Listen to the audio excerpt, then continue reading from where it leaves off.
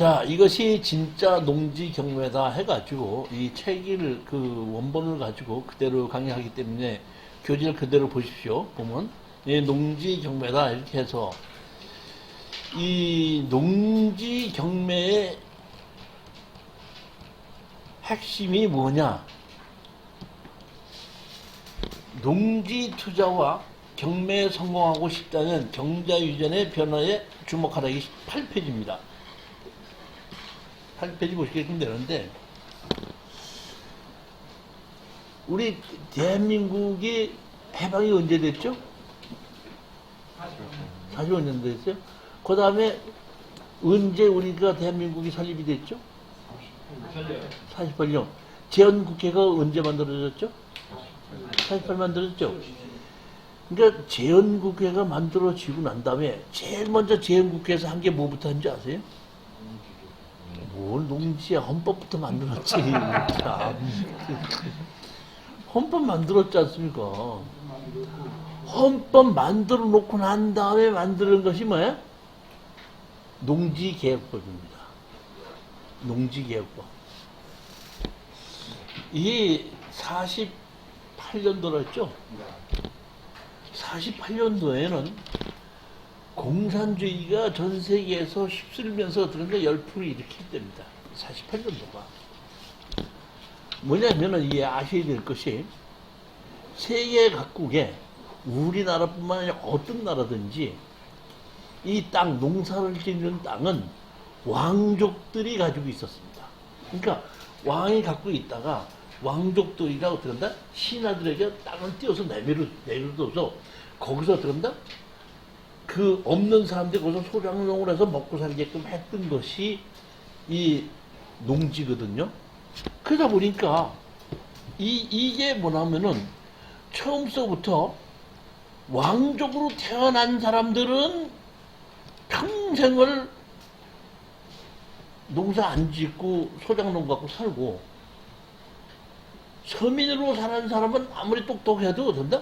소작농으로 살게끔 되는 것이 이 저기 뭐야? 세계 전체의 흐름이었었거든요. 그때 이 땅은 개인이 소유를 하면 안 되고 공적으로 써야지 된다. 이것이 공전주의 시작이거든요. 그러니까 어떻게 한다? 나를 따르라, 내가 땅을 주마. 이게 공산주의 혁명이 시작이 됐을 때입니다. 이럴 때에 대한민국은 희한하게 남과 북으로 어떻게 갈렸습니다. 북한에 김일성이가 있었고, 대한민국에는 누가 있었죠? 이승만인데, 이승만 대통령께서는 미국에서 공부를 하셨거든요. 자, 여기서 보시게끔 되는 게 이겁니다. 미국이 어떻게 해서 만들어졌죠? 네? 뭐 해서? 이민 갔죠? 어디 사람들이? 영국 사람들이. 영국이 제일 돈 많은 귀족이 이민가 없는 사람인가? 없는 사람이 갔죠. 근데 미국이라는 일단 다른 나라는 옛날부터 왕족이 있었고 귀족이 있었죠. 근데 미국에는 왕족이 있어 없어? 없었죠. 그래갖고 서민들이 가서 세운 나라가 그런다? 이게 미국이라는 게, 미국이라는 것 자체는 왕족들이 차지하고 있었던 땅이 없었던 땅입니다. 그러다 보니까 자체적으로 민주주의가 만들어졌는데, 거기서 공부를 했던 이승만 대통령께서 와서 남한에 있다 보니까 북한에는 김일성이가 있고, 대통령에 대해서 가만히 보니까 일반 땅은 말고 농지는 공개념으로 가는 게 맞다, 이런 생각을 하는 겁니다. 그래서 대한민국만 유일하게 농지만 공개념으로 만든 것이 농지개혁법입니다. 그러니까 헌법을 만들어 놓고 제일 먼저 만든 것이 농지개혁법을 만들어 놓고, 농지는 농사를 짓지 않는 사람은 소유할 수 없다. 이 경자유전의 원칙입니다. 그래서 대한민국에도 옛날 그 양반들이 갖고 있던 농지를, 농사를 안 짓는 사람입니다. 갖고 있던 농지를 전부 다 어떻게 한다? 국가에서 뺏어서 실질적으로 농사를 짓는 사람에게 나눠줬던 것이 농지계획법입니다. 그러니까 공산주의는 전부 다 땅을 전부 다를 수용을 했고, 민주주의 국가에서 땅을 자체를 수용한 것이 없고 전부 다 개인인데, 대한민국만 농지만 농사를 짓는 사람으로 만드는 것이 농지계획법입니다. 이때 이것이 농지개혁법에서 이때부터 농사를 짓지 않는 사람은 뭘 할 수 없다? 농지를 소유할 수 없다.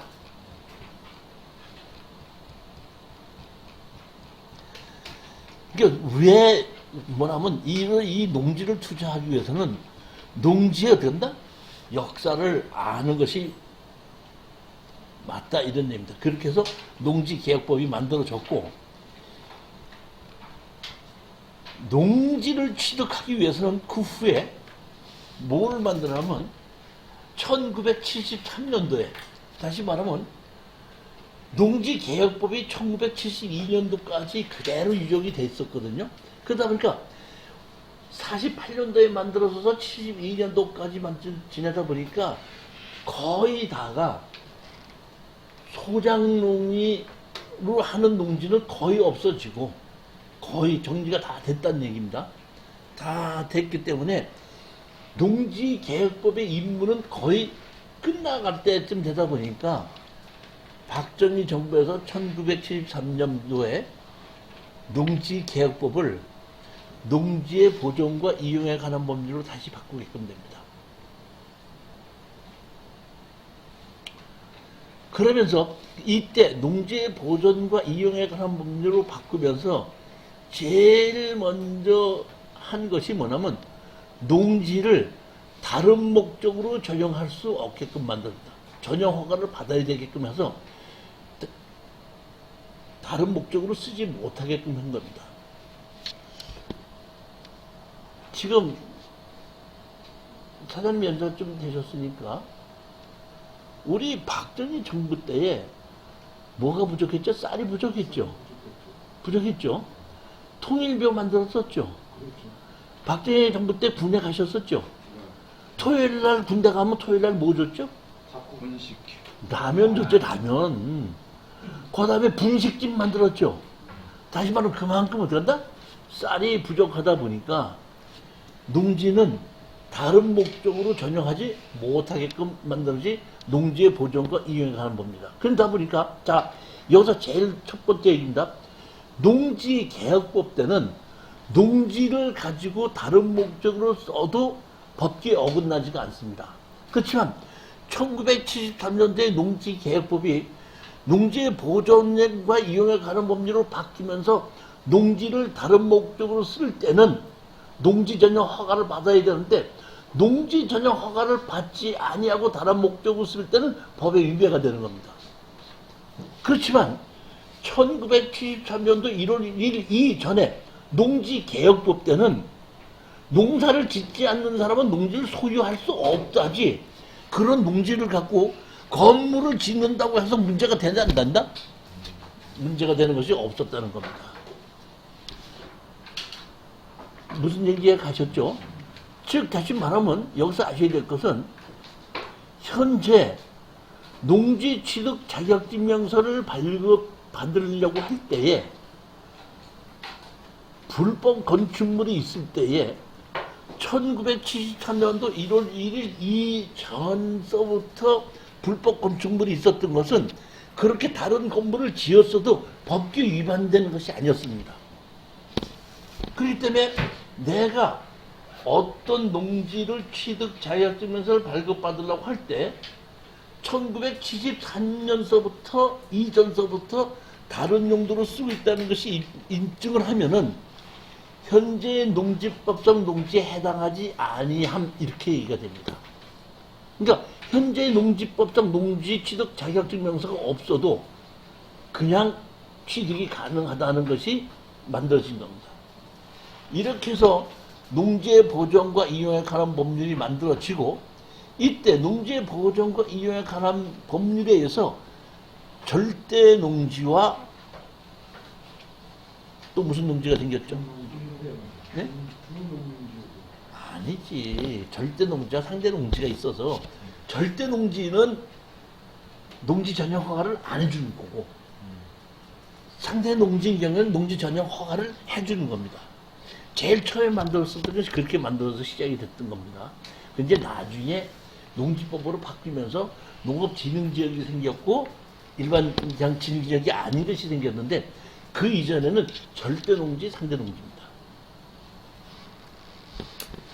이렇게 하고 이렇게 맨 처음에 법을 만들었을 때는 일반 농지를 전용할 때는 농지 전용 부담금이 없이 절대 농지를 어쩔 수 없이 전용해야 될 경우에는 대체 농지 조성비라는 것을 만들어서 돈을 내면은 그 돈을 가지고 절대 농지가 없어졌으니까 다른 곳에다가 농지 만들 돈을 낸다고 하는 것이 이게 뭐야?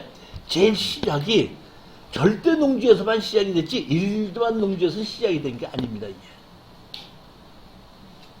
그 다음에 농지에는 농지 전답에는 다년생 식물을 못 짓게끔 만들었습니다. 다년생 식물 못 짓습니다. 과수원에는 다년생 식물 짓는데 전답에는 다년생 식물을 못 짓게끔 만들어져 있었습니다.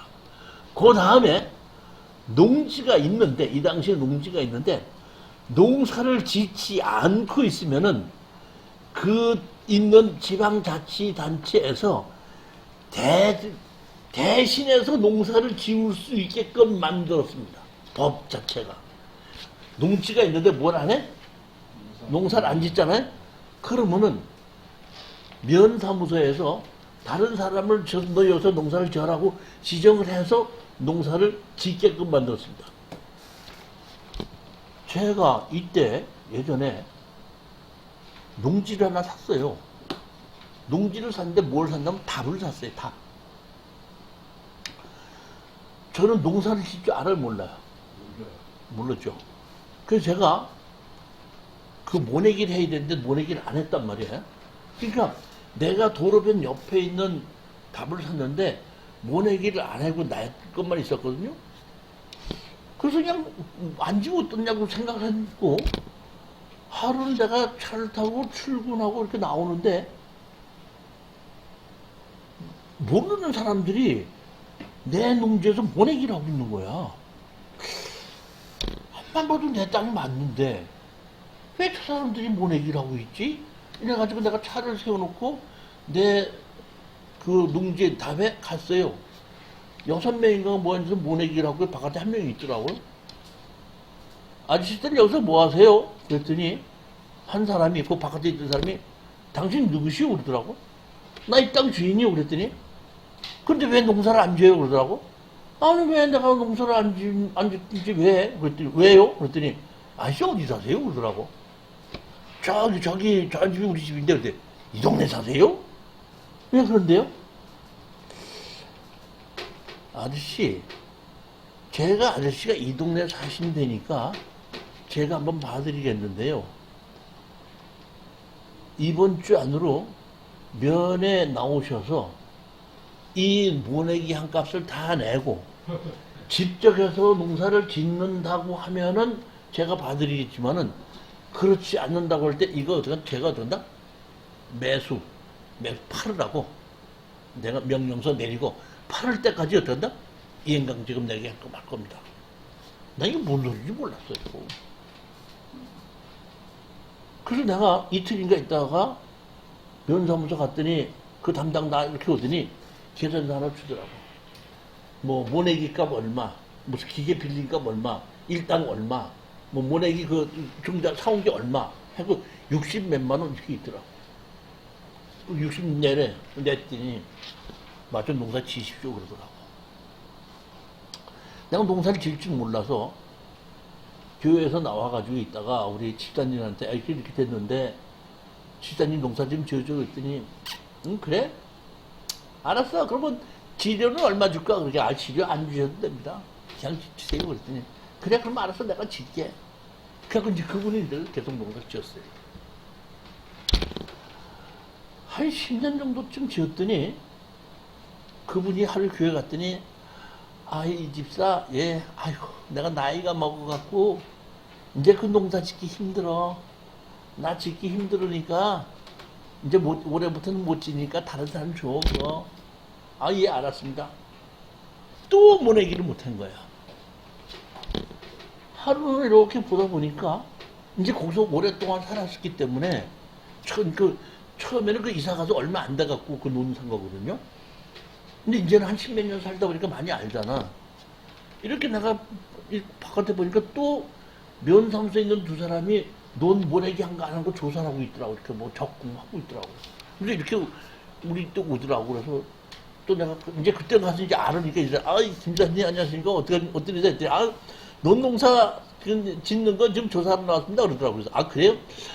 내가 이번에 바빠서 아직 모내기 못했는데 다음 주일쯤에는 내가 하려고 준비 중에 있어. 이제 그렇게 변명을 했죠. 그랬더니 그래요? 근데요, 그러지 마시고 여기다 사인 하나 하세요. 뭔데? 했더니 이 사인 하나 하시면요, 모내기 안 하고 농사 안 져도 괜찮아요.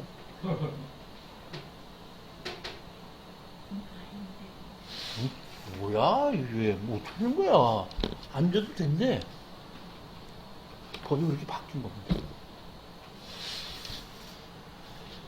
이게 뭐냐면은 FTA에 의해서 농축산물을 어떤다? 개방해야 된다 보니까 농사를 짓지 않는 사람도 옛날서부터 농사를 이미 짓던 건데 농사를 안 지어도 된다? 지어 있던 사람, 10년 뭐 이렇게 몇 년 지었던 사람은 농사를 안 져도 되고 안 지어도 된다? 보조금을 준다. 법이 그렇게 바뀌게끔 돼서 제가 실질적으로 이 시대에 그 논을 갖고 있었기 때문에 제가 경험을 해서 아는 겁니다. 법이 그렇게 바뀐 겁니다.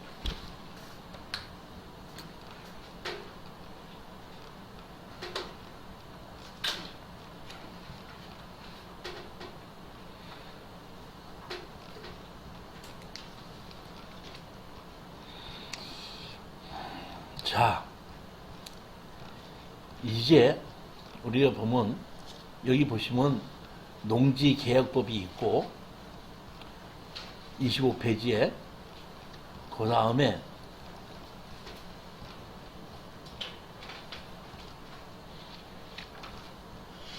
28페이지에 보시면 농지의 보존과 이용에 관한 법률로 된다? 바뀌게끔 됩니다. 여기가 몇 페이지죠? 31페이지에 보면 농지의 보존과 이용에 관한 법률이 나오죠. 그러니까 제일 처음에는 농지개혁법은 농사를 짓는 사람 외에는 농지를 어떤다? 소유할 수 없다였습니다. 그러니까 제일 처음에 이 농지개혁법, 그러니까 헌법 만들고 그 다음에 뭘 만들어는 그 농지에서 쌀을 생산하게끔 되면은 농지 주인이라도 자기 마음대로 팔지 못하고 국가에서 전부 다 수매를 하도록 만들었어요. 이게 제일 첫 번째 법이 그거예요. 두 번째 만드는 것이 농지개혁법이거든요. 제일 처음에 만드는 것이 뭐라고요? 농사를 지어서 쌀을 자기가 생산해 놨어도 자기 마음대로 팔지 못하고 반드시 어디다 판다? 국가에만 팔게끔 해. 다시 말하면 쌀이 워낙에 부족하다 보니까 논을 갖고 있던 사람이 매석을 하게 될까봐 무조건, 그러니까 다시 말하면 논 농사를 짓는 사람이 자기가 먹을 쌀만 빼놓고 나머지 전부 다 어떤다? 국가에서 수매해서 국가에서 공평한 가격으로 어떤다? 쌀을 나눠주게끔 만들었고 그 다음에 만드는 것이 어떤다? 농지개혁법이었었습니다.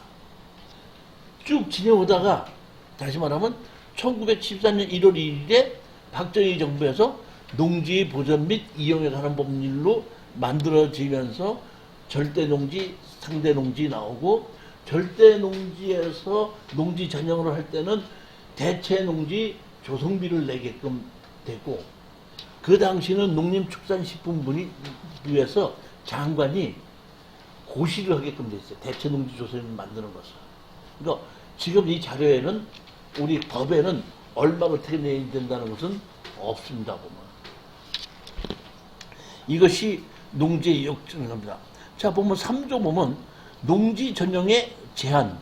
농지를 전용하고자 하는 자는 다음 법규에 해당하는 용지도 사용할 경우를 제외하고는 대통령이 정하는 바에 의해 그 농지 소재를 관하는 시장 또는 자치자의 어떤다? 허가를 어떤다?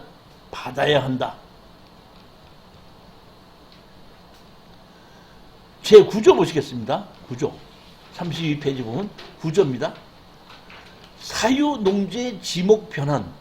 도시계획구역 밖에 있는 사유농지의 지목은 다음 각호 1에 해당하는 경우를 제외하고는 농지 아닌 지목으로 어떤다? 변환하지 못한다. 즉, 이 당시는 대한민국이 먹고 살 수 있는 것의 뒷받침이 한 60, 70%가 농사를 짓는 거거든요. 그렇기 때문에 농사를 지을 수 있는 농지를 놀리지도 못하게끔 하고 다른 목적으로 쓰지도 못하게끔 딱 어떻게 한다? 농지의 보전과 이용에 관한 법률을 묶어놓은 겁니다. 그 당시에 쌀이 부족했던 것이 기억나요? 안 나요? 나죠? 수요일 날은 무슨 날? 분식의 날. 토요일 날은 군대에서 뭐 먹는다? 라면 먹는다.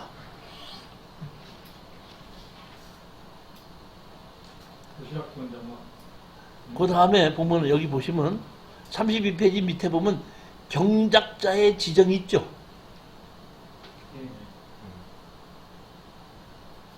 군수는 다음 각호의 일에 해당하는 농지에 대해 소유자의 가름에 경작할 자를 이를 희망하는 자 중에서 지정할 수 있다. 농사를 짓지 않는 농지가 있으면 지방자치단체에서 당신 가서 농사를 지어라 이렇게 지정해서도 절대 농지는 놀리지 않겠다는 것이 정부의 정책이고 이 법규입니다.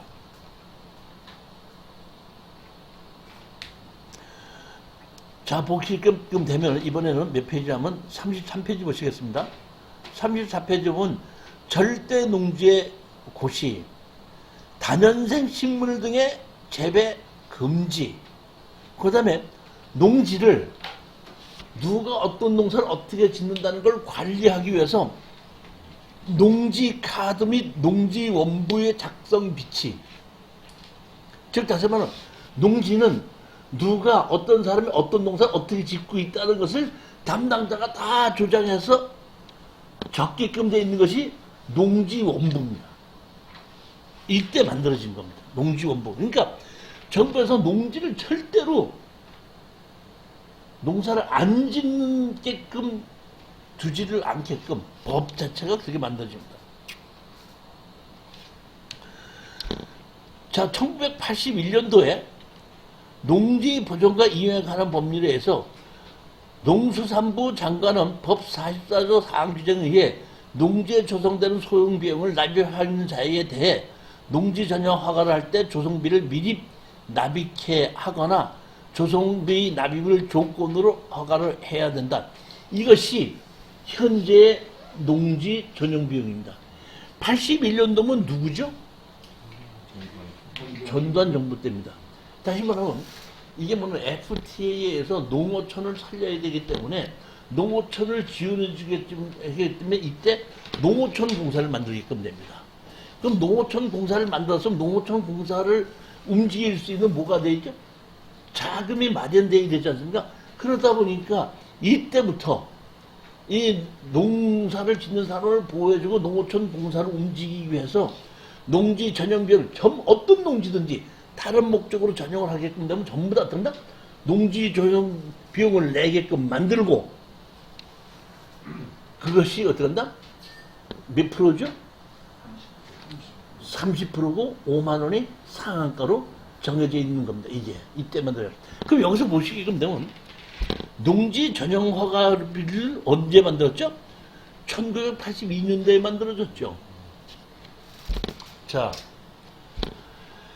우리가 사장님한테 제가 땅을 하나 낙찰을 받게끔 해드렸거든요. 건물도 있어요. 근데 지목이 뭐야? 전이야. 근데 뭐가 있어? 건물이 있는데 건축물 관리장이 있습니다. 그걸 땅을 제가 어떤다? 추천해서 사장님 낙찰을 받았습니다. 그러면 이것은 지목이 전이지만은 건축물 관리장이 있다는 얘기는 정식으로 건축 허가를 받았다는 뜻이죠. 불법을 한 거 아닙니다. 그럼 아까 제가 얘기했듯이 토지주가 뭘 해야 되죠?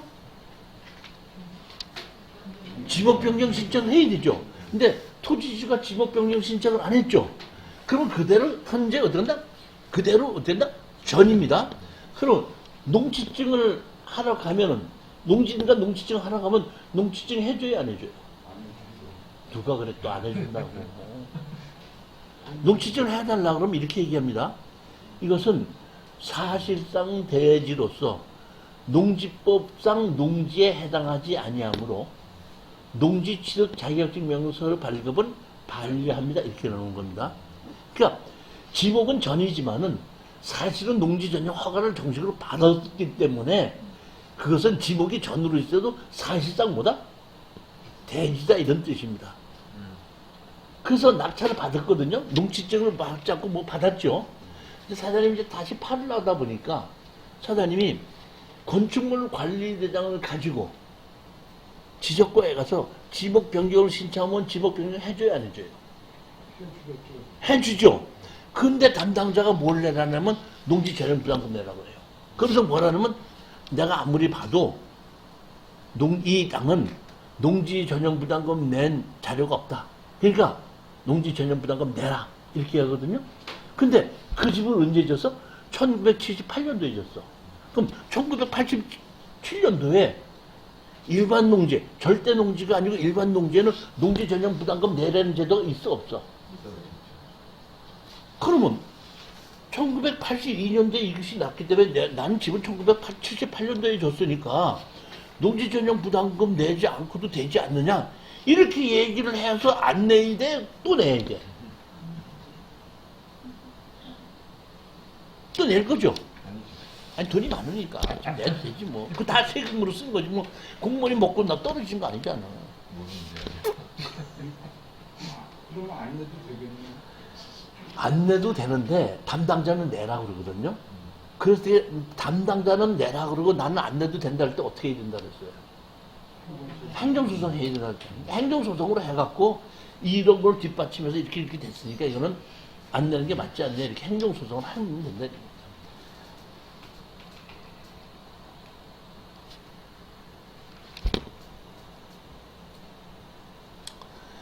그러니까 뭐 농지 전용의 허가, 조성비의 부과 통지 이렇게 돼 있고 1982년도에 농지의 보존과 이용에 관한 법률에 농지를 전용의 제한 농지를 전용하고자 하는 자는 다음 각각 일에 해당하는 경우를 제외하고는 대통령령으로 정하는 바에 따라 농림수산부의 방문을 허가를 받아야 한다. 대통령령으로 정하는 일정 면적 이하의 산대 농지를 농가주택 및 부속시설의 부지로 사용하는 경우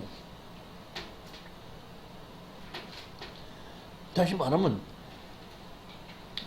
농가주택을 사용하지 않는 경우에는 전용 허가를 받아야 된다. 즉 반대로 농지에 농가주택을 지을 때는 농지 전용 허가를 받지 않아도 된다. 이런 얘기입니다. 농지 조성비와 전용 부담금의 비교 이렇게 되어 있는데 이건 참고로 그냥 보시면 됩니다. 파트 4를 보시겠습니다.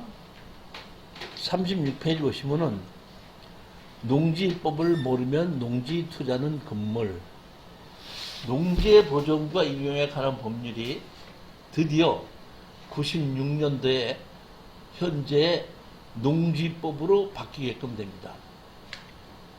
현재 농지법으로 바뀌게끔 되면서 96년도에 바뀌게끔 되면서 농지를 취득하려고 하는 자는 농지 취득 자격증명서를 발급받아서 제출해야 된다가 이때 생깁니다. 그러면 96년도에 농지법을 만들면서 농지 취득 자격증을 발급받아서 제출해야 된다는 것이 있는데 그 전에는 농업인이면은 그냥 농지를 살 수 있었습니다. 그러니까 농지 원부가 있다든지 농사를 짓고 있다는 걸 입증하면은 그냥 농지 취득 자격증 없이 살 수가 있었는데 96년도 들어서 농지 취득 자격증명서를 발급받아서 제출해야 된다고 하고, 이 당시는 이장과 원로 영농인, 그 동네 영농인에게 어떤다? 저 사람이 농업인으로 농사를 짓는 사람이라는 것을 어떤다? 도장을 받아야지. 또 6개월 이내에 20km 이내에 6개월 이내에 거기서 살고 있었어야지, 6개월 이상 살고 있었어야지 농지증을 해주는 겁니다. 그럼 농지증을 해줄 때 6개월 이전서부터 20km 이내에 살고 있었어야 된다 그랬죠. 살고 있으면은 그 사람이 누구한테다가 도장을 받는다고요?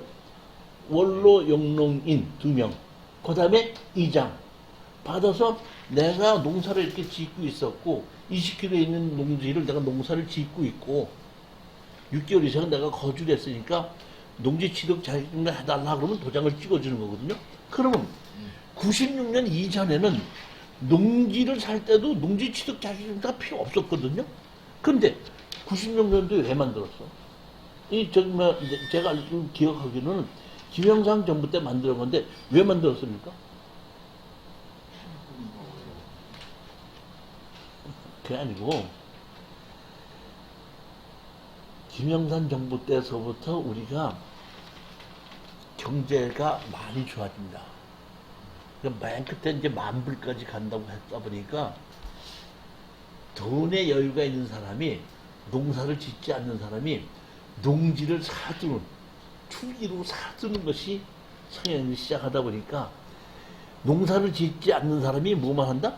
농지를 투자의 목적으로 사두는 것을 방지하기 위해서 20km 이내에 6개월 이상 거주하지 않고 그 동네의 원로 영농인들이 저 사람은 농사를 짓는 사람이라고 확인해 주지 않으면 농지를 어떤다? 사지 못하게끔 만드는 겁니다. 이때부터 농지 취득 자격증명서가 나오게끔 된 겁니다. 뭐를 방지하기 위해서? 농지 투기를 방지하기 위해서. 이때 김영삼 정부 때 IMF 전에 만불까지 거의 갔었거든요. 그때 돈이 여유가 있는 사람들이 주식도 투자를 하지만은 농지에 많이 투자를 하게끔 되다 보니까 그거를 막기 위해서 만들어진 것이 농지 취득 자격증. 다시 쭉 지내다가 다시 농지법이 바뀌게끔 됩니다. 뭐 때문에는 FTA에 의해서 바뀌게끔 되는데 제일 크게 바뀌는 것이 뭐냐면 농지 취득 자격증명서를 발급을 받아야 되는 건 그대로 가는데 20km 이내에 6개월이라는 조건이 없어집니다.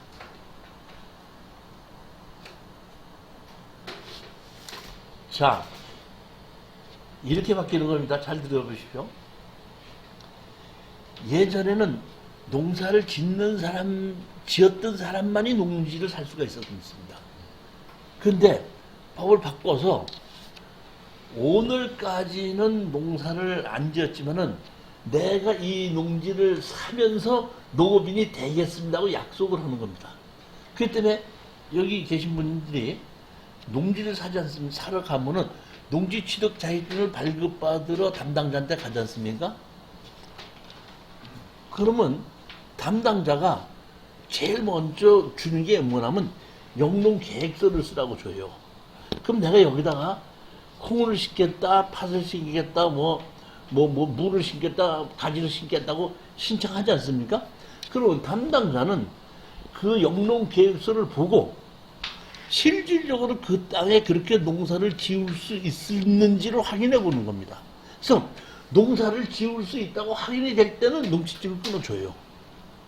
근데 담당자가 가서 봤더니 농사를 짓겠다는 땅에 바닥 공무리가 쳐져 있거든요. 농사 제일 못 져요. 그럼 담당자가 봤을 때 농사를 못 짓다 보니까 이걸 어떻게 한다? 농사를 지을 수 있도록 원상복구를 하겠다는 조건 하에 농지증을 해주겠다. 이런 얘기가 나오게끔 되는 겁니다. 그러면서 뭐가 없어졌어? 6개월과 거리가 없어졌습니다. 지금은 좀만 있으면 제주도에 땅 사러 가, 안 가? 땅 사러 가는 게 농지 사러 가, 안 가? 돈이 없어서 못 가는 거지 안 가는 게 아니야. 지금 돈만 있으면 제주도 가도 된다 안 된다? 된다. 그렇지만은 예전에는 농지를 사기가 어려웠거든요. 근데 사놓고 농사를 짓든지 안 짓든지는 관에서 참견하지 않았습니다. 근데 지금은 농사를 짓겠다고 약속만 하면 농지취득 자격증명서를 발급해서 농지를 사게끔 하는데 사놓고 농사를 안 지면 그걸 팔게끔 합니다. 법이 그런 식으로 바뀐 겁니다. 이해 가셨습니까?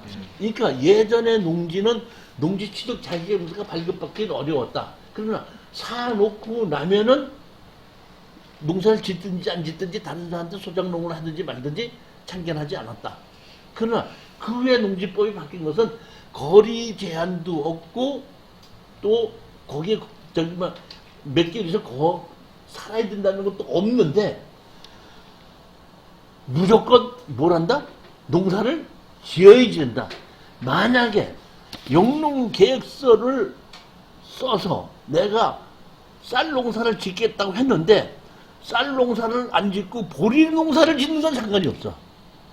보리 농사를 안 짓고 콩을 심어도 상관이 없어.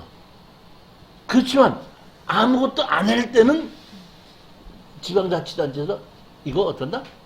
팔아라. 팔을 때까지 20%의 가태료를 낸다. 이러한 조건이라는 겁니다. 자, 따라서 지금 보면 농지취득 자격증명서를 발급받는 것이 뭐라 했죠? 원상 복구시킨다는 조건에 해주는 겁니다. 그러면 집이 있어요. 뭐가 있어요? 집이 있어요. 집이 있는데 건축 허가를 받은 집은 농지법상 농지가 아니다 보니까 농지취득 자격증명서 필요 없는 겁니다. 그럼 어떠냐면 농지 전용 허가를 받지 않고 무허가로 진 농지 있죠. 그것을 들어간다? 원상 복구시켜야 되겠죠. 근데 담당자들이 가서 봤을 때 그 집이 낡고 거주하는 사람이 없으면은 허물어도 문제가 된다, 없다고, 얼마든지 허물을 수 있다고 생각하면 원상 복구 조건으로 해줍니다. 그러나 가서 봤더니 누가 있어? 사람이 살고 있죠. 살고 있는 사람을 내보내 못 내보내. 그리고 건물을 안 사고 나 땅 샀죠. 그럴 때 담당자가 판단했을 때 저 원상 복구시킬 수 있지 않지 않느냐 하면 담당자가 어떡한다? 안 해줄 수도 있습니다. 담당자는 뭘 보냐면은 그 사람이 농사를 지을 수 있는 사람인가 없는 사람인가의 건강 상태도 봅니다.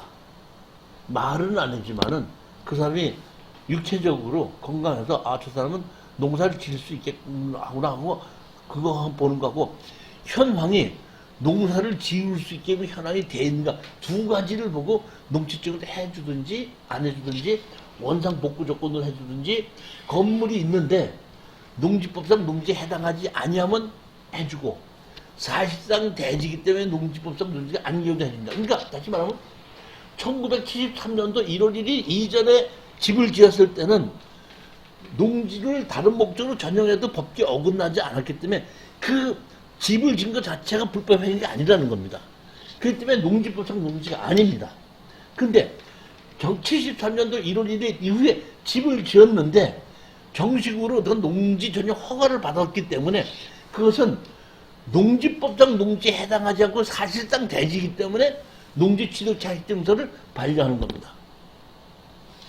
나머지 다른 것이 있어서 농사를 짓기 어려울 때는 담당자의 자기 주관적인 판단하에 원상 복구 조건으로 농지증을 해줄 수가 있다 이런 얘기입니다. 누가 결정한다? 담당자가 결정한다 이런 얘기입니다. 우리 수강생 한 분이 여자분이 제 강의를 듣고 이 농지를 투자를 하려고 하다가 자기 그 남자 동생이 군대에 있다가 제대를 해서 그 남자 동생 이름으로 농지를 낙찰받은 거예요. 낙찰을 받아서 그 동생이 농지취득 자격을 발급받으러 간 거야. 근데 지금 너무 젊고 어리잖아요. 그러니까 담당자가 당신 뭐 하는 사람이야? 했더니 제가 엊그저께 군에서 제대를 했고 이제 대학에 복학할 예정입니다. 그랬더니 대학에 복학하는 사람이 어떻게 농사를 지어? 못 져? 농지증 안 해줘. 이렇게 해가지고 어떡한다? 농지증 안 해준다 그랬는데 어떻게 하면 좋습니까? 저한테 연락이 온 적이 있습니다. 그러니까 담당자가 봤을 때에 농사를 짓는다 안 짓는다는 것은 본인이 짓겠다고 하더라도 농사를 지을 수 없는 것이다 하고 판단할 때는 담당자의 주관에 의해서 안 해줄 수도 있다 이런 겁니다. 그렇게 안 해줄 때는 어떻게 해야 돼? 행정소송해야 돼. 나 농사를 짓는 게 아침 저녁으로 가서 농사를 짓는 것이 아니고 일주일에 한 번씩만 가면 되다 보고 저녁 때도 갈 수 있는데 나 학교 갔다 와서 얼마든지 농사 질 수 있다. 뭘 못 짓느냐? 근데 왜 나를 보고 안 해주냐? 이렇게 하면 안 해줄 때는 뭘 한다? 행정소송으로 하는 수밖에 없고 판사님을 설득하게끔 되면 판사님이 담당 공무원 편들어 줄는지 아니면 낙찰자 편을 들어주는 건 판사님 마음인데 그러니까 판사님을 설득하는 수밖에 없다는 얘기죠. 근데 그 농지증을 받는 게 제출이 일주일밖에 안 되지 않습니까? 그렇죠. 근데 만약 소송 같은 경우는 시간이 많이 걸릴 텐데. 이렇게 되는 거 자 보면 내가 낙찰을 받으면은 일주일 이내에 제출해야 되거든요. 그럼 월요일 날 받았다 그러면 다음 주 월요일 날 판사님이 그 농지증을 갖다가 제출해서 낙찰 허가 이렇게 나야 되는데 다음 주 월요일까지 판사님 위에 농지증이 없으면 불허가가 나는 거거든요. 그럼 일주일 중에서 토요일 날하고 일요일 날 근무 안 하죠. 그럼 일주일이 보면 7일에서 이틀 빼면 닷새 남죠. 근데 농지 취득 자격증명 신청해서 발급해주는 기간이 4일입니다. 그러니까 월요일 날이라면 월요일 날 내가 낙찰 받았다 그러면 월, 화, 수, 목요일 날입니다. 목요일 날 받아서 금요일 날 제출해 놓고 나면 다음 주 월요일 날 어떤다? 허가가 나는 겁니다. 딱 4일이거든요. 그럼 내가 농지 취득 자격증 신청하러 가지 않습니까? 신청서 받고 담당자가 그 다음날 현장을 가서 보는 거예요. 현장을 다 가서 봤더니 농사를 지을 수 있게끔 만들어졌다 그러면 그것을 어떤다? 그 위에 상관한테 다시 면장한테 어떤 결제를 받아요. 그럼 그게 결제를 받는 때까지 3일이죠. 그 다음에 4일째 된 날은 아침이든 점심 저녁인데 아무 때나 가면 준다는 얘기예요. 그런데 만약의 경우에 이럴 수가 있죠. 가봤더니 뭐가 있다. 그럼 이제 바로 그 담당자 내가 농지증을 신청했는데 그럼 그 다음날 반드시 담당자가 가봅니다. 가서 봤더니 농사를 지을 수 있게 뭐가 있다면 바로 전화가 옵니다. 가서 봤더니 농사가 지을 수 없게끔 이런 것 있기 때문에 농지증을 해주지 못합니다. 그럼 바로 그 하루 내에 그것을 해결해서 할 것이냐 말 것이냐 돼야 되는데 만약에 해줘야 되는데 농지증을 안 해주지 않습니까? 그러면 농지법상 농지에 해당하나 불법으로 농지를 전용하여 농사를 지을 수 없기 때문에 농지 취득 자격증서가 발급이 불가능합니다. 이걸 띄워주는 거야. 그러면 그걸 갖다 제출하면 어떻게 한다? 불허가가 납니다. 불허가 난데 해줘야 되는데 불허가 난다 그러면 그때 즉시 항고를 합니다. 항고를 하면은 일주일인가 그 월요일 날서부터 제가 그 제출한 날서부터 일주일 이내에 그때부터 항소를 하게끔 되면은 경매 자체로 된다? 수습이 됩니다. 그런 거고 농지증을 해줘야 되느냐 말아야 되느냐로 된다? 재판이 시작이 되는 겁니다. 그러니까 한 2, 3개월 끌어서 농지증을 해줘야 된다고 판결이 나서 그걸 어떻게 한다? 법원에 이제 면사무소에 갖다 주면 농지증을 해주면은 갖다 주는 거고 판사님이 농지증 안 해주는 게 맞다 하면 어떻게 한다? 농지증을 안 하게끔 되면 입찰보증금 날리는 겁니다. 즉 농지증을 안 해준다고 할 때 즉시 항고를 하게끔 되면은 그러면 그때부터 그 경매는 어떤다? 농지증을 해줘야 될 것이냐 말아야 될 것이냐고 판결이 날 때까지 그 경매는 수습이 되는 거예요. 그러니까 일주일에서부터 그 할 때부터 항고할 때부터 판단이 판결을 내릴 때까지 1개월이든지 2개월이든지 3개월이든지 왜? 수습이 되는 겁니다. 그럼 바쁘겠네. 그 농축증 일단 읍면사무소에서 안 해준다는 증명을 가지고 항소를 해야 될 거예요. 가서 저기 뭐야 제출하고 바로 항소를 해야죠.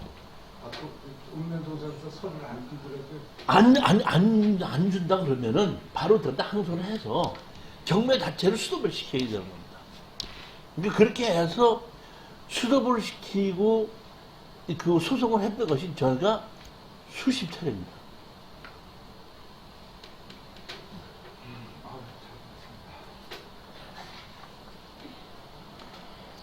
자, 이것이 원칙인데 여기 보시게끔 되면 지금 몇 페이지 나면은 37페이지 보시겠습니다.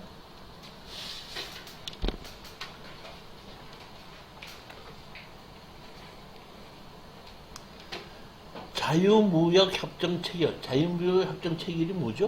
FTA죠. 다른 농업인 등의 지원에 관한 특별법 이렇게 만들어서 했는데 FTA를 해야 돼요? 하지 말아야 돼요? 네?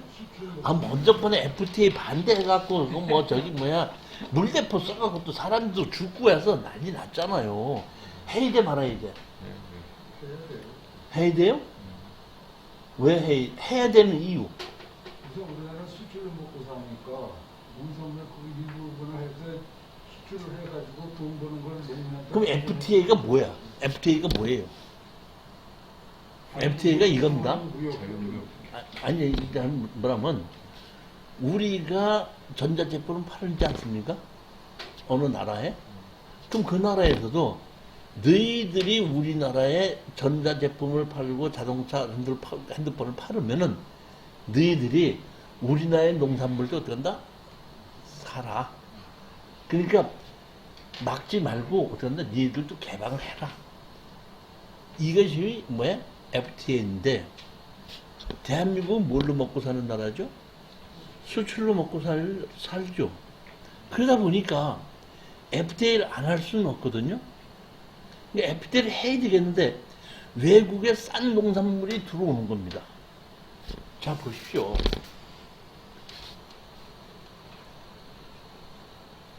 대한민국에서 쌀 생산이 제일 싸게 생산되는 곳이 혹시 어딘지 아세요? 서산 현대간척지입니다. 서산 현대간척지가 일반 쌀을 생산하는데 약 3분의 1 가격이에요. 그러면 이 베트남이나 태국이나 이런 곳에서는 1년에 3번 농사를 짓죠. 그걸 보고 우리가 안낭미라고 그러죠. 안낭미가 3분의 1 가격이거든요. 그래도 이 안낭미가 싸도 우리 입맛하고는 안 맞죠. 그러니까 그것은 아무리 싼 것이 들어온다고 해도 우리가 싸다고 해도 우리가 그걸 사 먹지 않으니까 우리의 위협을 되지는 않습니다. 그럼 어떤 것이 문제가 되느냐? 중국에 계셨다 그랬죠. 중국에서 흑룡강성 쌀, 미국의 캘리포니아산 쌀은 우리는 쌀과 말값이 똑같습니다. 똑같은데 이것이 생산 가격이 3분의 1이에요. 왜 3분의 1인 줄 아세요? 우리 아까 대한민국에서 3분의 1 생산 싸게 한다는 게 어디라고 그랬죠? 서산 간척지가 제가 알고 있기는 약 300만 평 정도쯤 될 거예요. 300만 평. 그런데 미국의 캘리포니아에서 논농사를 한 가구가 짓는 논 면적이 100만 평에서 150만 평 됩니다. 그러니까 미국 캘리포니아에서 논농사를 짓는 사람은 서산 간척지의 반 정도를 평균해서 반 정도를 가지고 한 가구가 농사를 짓는 거예요. 전부 다 기계로. 그러면 그것이 어떻게 대한민국의 쌀맛과 똑같은 것이 그것이 수입이 3분의 1 가격으로 들어온다 그러면은 우리 쌀 생산하는 것이 논농사를 짓는 사람이 망해 안 망해? 안 팔릴 거 아닙니까? 그럼 그래도 FTA 해야 돼, 하지 말아야 돼? 그래도 공산품 판매서 어쩔 수 없어야 되잖아요. 아, 그러면 그 농농산 사는 데는 죽든지 말든지 무조건 해야 되는 거예요? 그러니까 거기서 그 기계를 파는 데서 이익 남는 데서 돌려줘야죠. 정말 뭐 처음 봤으면 그렇죠. 그게 그거야. 그러다 보니까 FTA에서 이득을 보는 회사에서 돈을 걷어서 피해를 보는 농업인에게 주자 하는 것이 정부의 정책입니다. 농업 정책입니다. 그러면 그냥 줘야 돼? 법을 만들어서 줘야 돼? 법을 만들어서 법의 테두리 안에서 줘야 되잖아. 그러다 보니까 이 FTA에서 새로 만들어지는 법이 이렇게 만들어지는 겁니다. 자, 제일 먼저 농업 경영체 육성 및 지원에 관한 법률이 만들어집니다. 도시와 농어촌 간의 교류 촉진에 관한 법률이 만들어집니다. 여성 농업인 육성법이 만들어집니다. 농어촌 정비법이 만들어집니다. 농어촌 마을 주거 환경 개선 및 리모델링 촉진을 위한 특별법이 만들어집니다. 농업인 등의 농해 소득 활동 지원에 관한 법률도 만들어집니다. 또 농업 농촌 및 식품산업 기본법도 만들어집니다. 그러니까 이렇게 해서 농사를 짓는 농업인에게 도움을 주자 하는 법을 많이 만들어내서 FTA를 된다 하면서 그걸 가지고 된다 농업인에게 도움을 주자 이런 얘기거든요. 제가 솔직히 말씀드려 볼게요. 도시에서 어영부영 놀지 말고 시골에 가서 진짜 농사를 하나도 진다면 정부의 지원금 엄청나게 많이 받을 수 있습니다. 서울에서 왔다 갔다 해야 돼, 시골 가야 돼. 실질적으로 다시 말하면 제가 보기끔 되면 무늬만 농업인이 아닌 실질적으로 농사를 짓는 사람들은 국가에서 지금 엄청나게 지원 많이 해주고 있습니다. 그래서 제가 보면은 도시에서 어영부영 하는 사람보다는 시골에서 농사를 짓는 사람이 훨씬 더 지금 잘 살고 있어요. 이렇게 법을 만들어서 이렇게 지원을 해주기 때문에. 그러면 아까 그런 법을 만들었다 그랬잖아요. 만들었죠.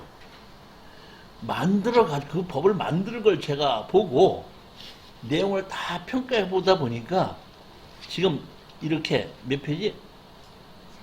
38페이지에 있듯이 이렇게 어떻게 한다? 도와주자 하는 것이 법의 목적이야. 그 제가 줄여서 이렇게 어떻게 한다? 해놨거든요.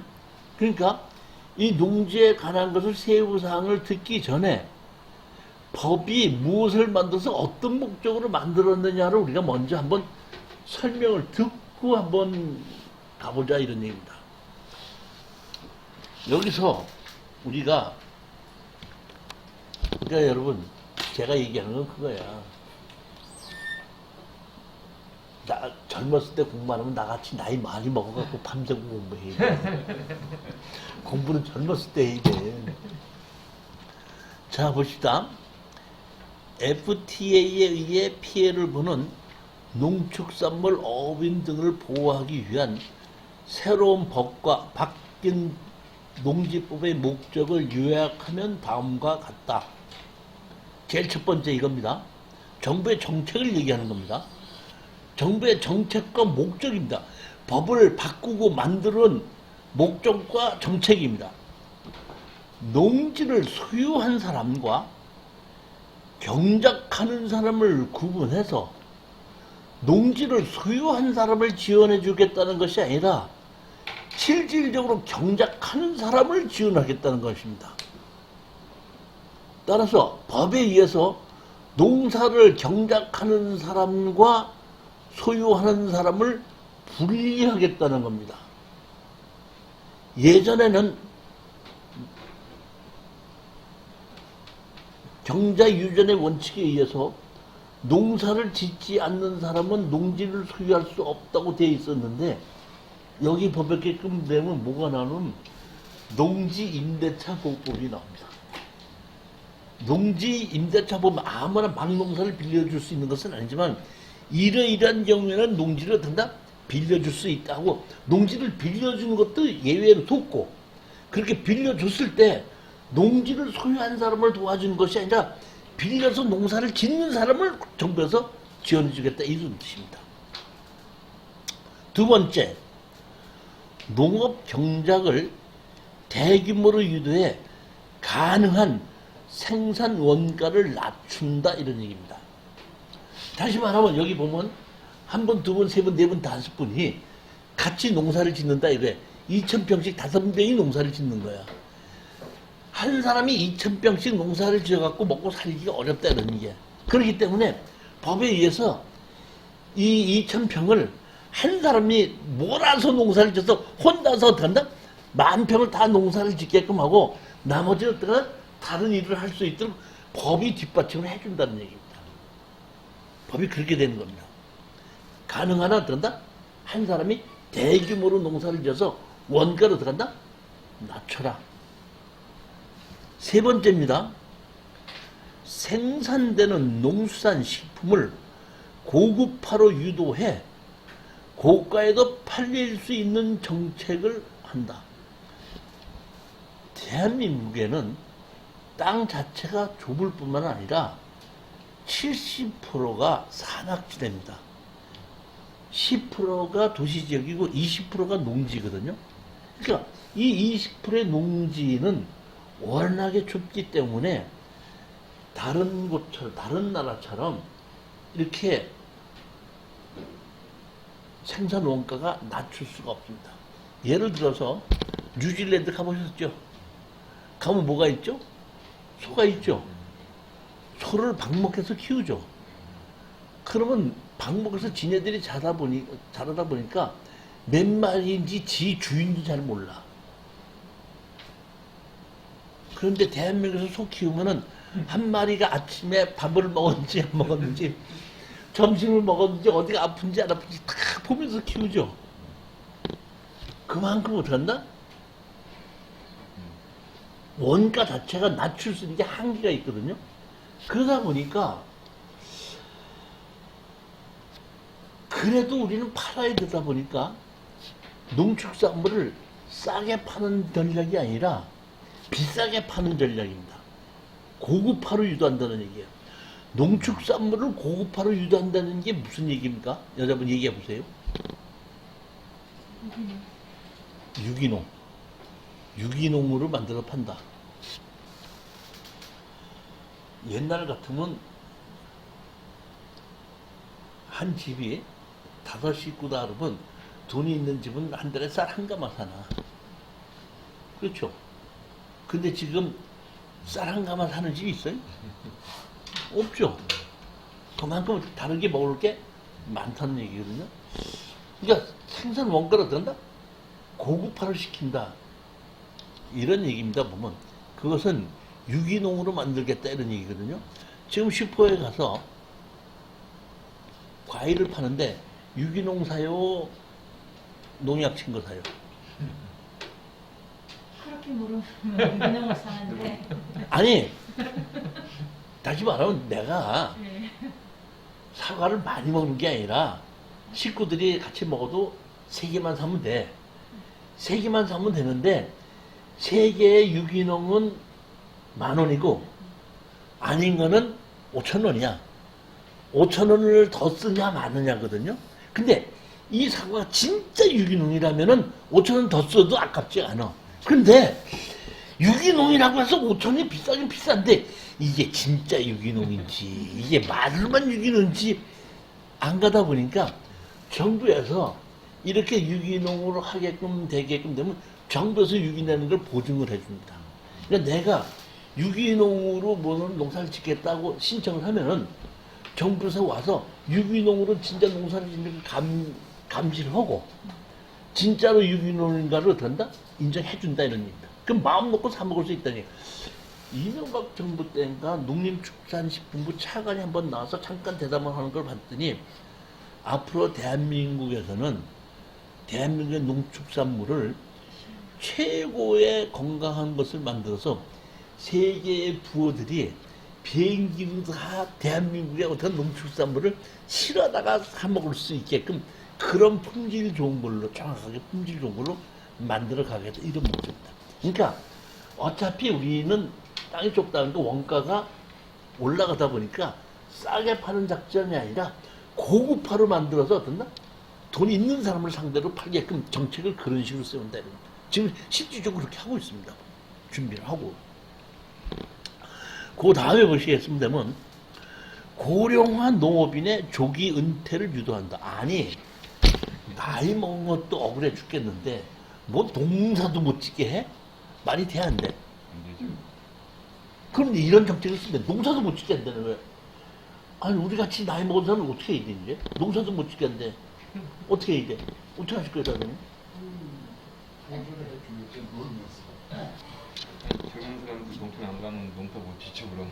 아니 이게 간단한 거예요 보면. 왜 이런 정책을 쓰냐면은 나이를 먹어서 농사를 짓는 사람은 몸으로 농사를 짓는 거예요. 그러니까 세계를 상대로 농사를 가지고 할 때는 몸으로 농사를 짓는 사람 갖고서는 안 된다는 거예요. 그러니까 다시 말해 옛날 노인네들은 아침에 해 뜨면 나가서 일하고 해 지면 들어오는 거야. 몸으로 떼었지 머리를 떼지 않은 거거든. 그러니까 몸으로 농사를 짓는 사람은 내 집에서 쉬어라. 그 다음에 젊은 사람이 머리로 농사를 짓는 사람들이 농사를 지어라 이런 뜻입니다. 그래서 어떤다? 빨리빨리 이 법에 의하면은 65세인가 이상 되시는 분이 8년 이상 농사를 지었던 사람이 나 이제 농사를 안 짓겠습니다 그러면 1년에 200만 원을 지원해줘요. 농사를 짓는다 그러면 안 해줘. 그러니까 안 짓겠다 그러고 몰래 가서 지어야 돼. 저렇게 하는구나. 그렇게 하고 이 사람들을 다른 교육을 시키는데 뭐나 하고 나면 마을 회사가 제가 포항대학에 경배 강의를 갔었거든요. 근데 이틀 하고 있는데 목요일날 금요일하고 가서 하룻밤 자고 강의를 하고 오는데 목요일날 강의를 끝나고 금요일날 저녁 7시에 강의를 하면 금요일날 하루 종일 갈 데가 없어. 그러니까 어느 날 차를 몰고 내가 포항에서 경주 가는 거야. 경주까지 한 30-40km밖에 안 되니까 경주 가는 거야. 경주에 혼자 차를 세워놓고 이렇게 그 뭐 구경하고 있으니까 어떤 남자가 타고 오더니 관광 오셨습니까? 그래서 예. 그랬더니 어떻게 혼자 오셨어요? 그렇게 됐습니다. 그랬더니 그럼 제가 잠시 관광 안내 좀 해드릴까요? 왜? 해주죠. 그랬더니 그때부터 그 노인네가 이능으로 말씀드릴 것 같으면 무슨 망 때? 그 얘기를 되게 재밌더라고. 그래서 내가 속으로 야 경주는 이렇게 관광객들을 위해서 이런 사람도 다 만들어놓나 그랬더니 그게 아니라 노인네들을 조기 은퇴를 시켜, 그러니까 농사짓는 갖고 그런 교육을 시켜서 그 지방자치단체에서 일당을 줘서 그런 거를 시키고 있더라고. 그러다 보니까 경주가 아니라 다른 데로 가도 그런 사람들이 많이 있어요, 지금 보면. 그 다음에 보면 농업을 경작하지 않고 뭐 하도록 한다? 경영하도록 한다. 경작과 경영의 차이가 뭡니까? 경작과 경영의 차이. 경영은 직접 안 해도 되는 거고 경작은 직접 해도 되는 거고. 경작과 경영의 차이. 저거 말하는 거 가보면서 파는 자, 보십시오. 몇 년 전 얘기입니다. 한 10여 년 전 얘기입니다. 제가 우리 그 시골 교회에 나가는데, 조그만 동네 우리 교인이 한 30-40명 되는 조그만 교회인데, 예배를 드리고 나서 이제 우리 교인들끼리 같이 이제 점심 식사를 하죠. 점심 식사가 끝나고 나니까 한 여자 집사님이 이렇게 얘기하는 거야. 여기 집사님들, 이번 금요일 날 나 상추밭 갈아 엎을 거거든. 그러니까 혹시 여기 집사님들 중에서 상추 필요하신 분 있으면 금요일 날 전에 우리 밭에 와서 어떤다? 상추 필요한 만큼 가져가. 왜 가져가래? 갈아 엎어야 되는데. 교회를 다녀서 마음이 참. 그 상추값이 폭락을 했거든요. 그러니까 그걸 포기하는 거야. 그럼 그 손해를 누가 보죠? 농사를 짓는 사람이 보는 겁니다. 하나도 없습니다. 이런 식으로 농사가 진행되면은 시골에 농사를 짓는 사람들이 가난해서 헤어날 수가 없습니다. 그러다 보니까 정부에서 어떻게 하냐면 이렇게 합니다. 자기가 갖고 있던 농지를 농업회사에 빌려주고 농업회사가 전부 다를 가지고 농사를 짓고, 농사를 짓는 사람은 8시에 출근해. 출근부터 도장 찍고, 농사 짓는 일을 해. 12시까지 일하고 1시까지 어떡하? 점심 먹어. 점심 먹고 3시까지 하다가 쉬는 시간 쉬고, 또 3시 반 수업도 어떤다? 6시까지 농사를 짓고, 퇴근해. 상추값이 올라가든지 말든지 상관하지 않고 월급 받으면 돼. 내 땅 빌려준 거 받고 월급 받으면 되는 거야. 정부의 정책이 그렇게 하기 위해서 농업회사를 만들 수 있도록 법이 만들어졌습니다.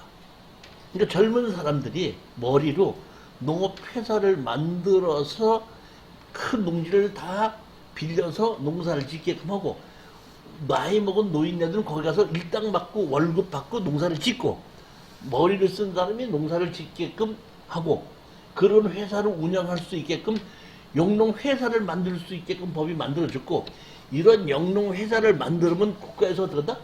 지원을 해줍니다. 법이 그렇게 됩니다. 그런 목적으로 만들어집니다. 맨 마지막입니다. 뭘 보냐면, 이번에는 보면 뭐냐면은, 농지의 생산 경쟁력이 떨어지는 농지는 개발을 유도한다. 지목이 전답 과수원이면 다른 목적으로 전용 못한다고 돼 있죠. 그렇죠. 농지를 전용 허가를 받아야 되는데 다른 목적으로 전용하지 못하다 보니까 농사를 지어야지 되는데, 그 농지가 경사가 질때든지 물이 없대든지, 그 다음에 농지가 들어갈 수 없는 이러한 불리한 농지는 농사를 지은다고 하더라도 경쟁력이 떨어지겠죠. 그러니까 이러한 농지는 정부에서 영농여권 분리농지로 지정해 줍니다. 영농여권 분리농지로 지정이 됐을 때는 그런 농지에는 농사를 안 지어도 관계가 없습니다. 뭐라고 하지 않습니다. 그러니까 농지는 농사를 반드시 지어야 된다는데, 무슨 농지로 지정되면, 영농여권 분리농지로 지정되면 농사를 안 지어도 법규에 위반하는 것이 아닙니다. 그 다음에 영농여권 분리농지에다가 내가 농사를 짓지 않고 다른 목적으로 사용하겠다고 하면 허가를 받지 않고 신고만으로 바로 다른 목적으로 쓸 수 있게끔 해주는 것이 영농여권 분리농지입니다. 즉 다시 말하면 법에 의해서, 제가 아까 법이 여러 개가 만들어졌다 그러지 않습니까? 만들어진 내용을 다 보면은 이 6가지를 하기 위한 목적으로 법이 만들어졌고 고쳐졌습니다. 이 목적을 위해서.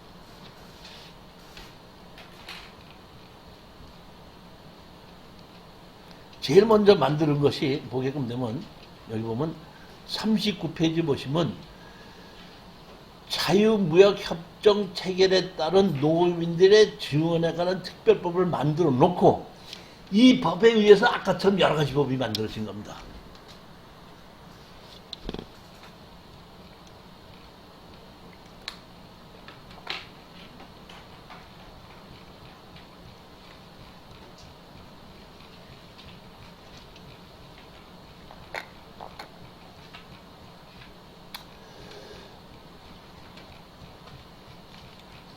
자, 그 다음에 이제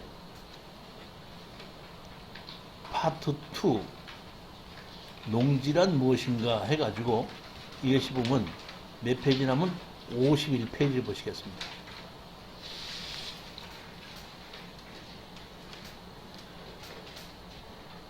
농지에 대한 정의입니다.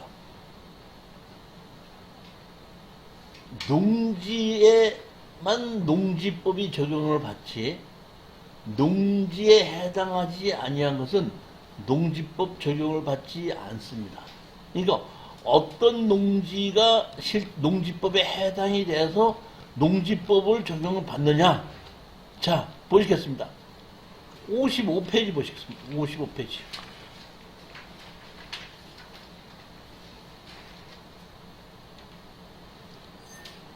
1900 농지법에서 시행이 1996년도에 시작이 됐죠. 그러니까 이 1996년도에 농지법이 시작이 됐을 때 농지취득 자격증명서에 발급해서 제출해야 된다. 농지취득 자격증을 발급받고자 하는 자는 6개월 이상, 20km 이내 6개월 이상 거주해야 된다가 여기서 시작이 된 겁니다. 근데 법이 바뀌어서 지금 보면은 2016년도에 현재의 농지법으로 변형된 겁니다. 지금 우리는 옛날 거가 아니라 현재 농지법을 알아야 되죠. 법률 제2조 정의 보시겠습니다. 이 법에서 사용하는 용어의 뜻은 다음과 같다. 농지란 다음 강목 어느 하나에 해당하는 토지를 말한다 이렇게 되어 있는데, 이 얘기는 바꿔서 얘기하자면은 농지법 적용을 받는 토지는 다음 강목 하나에 해당하는 토지를 말한다 이렇게 해석하면 됩니다. 어떤 땅은 농지법 적용을 받는 땅은, 자, 가합니다. 전, 답, 과손, 지목이 실질적으로 어떻게 사용하고 있든지는 관계하지 않고 지목이 전, 답, 과수원이면은 농지법 적용을 받습니다. 그러니까 실질적으로 집이 지어져 있다든지 나무가 심어져 있다든지 뭐 도로가 만들어져 있다고 하더라도 지목이 전, 답, 과수원이면 농지법 적용을 받는 땅입니다. 그 다음에 그 밖에 법적 지목을 불문하고 총 28개의 지목 중에서 전답 과손을 빼면은 25개의 지목이 남는데, 25개의 지목에서 지목과 관계없이 현황이 농사를 짓고 있는 땅은 농지법 적용이 된다 이런 얘기입니다.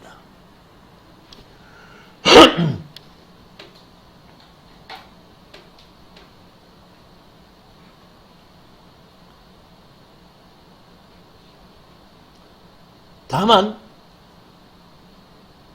초지법에 따라 조성된 초지 등 대통령령으로 정하는 토지는 제외한다. 전답 과수원과 실질적으로 농사를 짓고 있는 땅 중에서 초지는 빼놓고 그 다음에 대통령령으로 정하는 토지는 농지법에 해당하지 아니한다 이런 얘기입니다. 그 다음에 이번엔 나입니다. 나. 감옥의 토지 개량시설과 감옥의 토지에 설치하는 농축산물 생산시설로서 대통령령으로 정하는 시설의 부지. 다시 말하면 전답 과수원에 농사를 짓지 않고 농사를 짓는 생산시설을 건물을 지었다고 하더라도 지목이 대지로 박히지 않고 그대로 농지로 본다는 얘기입니다. 예를 들자면은 이전에는 농지였었죠. 농지에다 내가 축사를 짓겠다고 하면 건축허가를 신청합니다. 축사가 허가가 나죠. 그리고 축사 준공을 받죠. 집이 지어졌죠. 대지로 바뀌었었습니다. 지금은 농축산물 생산시설을 내가 짓는다고 농업용 창고, 농업용 축사 지어서 준공이 나도 지목이 대지로 안 바뀌고 그대로 농지로 된다 이런 얘기입니다. 이해가셨죠? 이 땅은 지금 제가 얘기하는 것은 농지법상 농지에 해당해서 농지법 적용을 받는 땅입니다.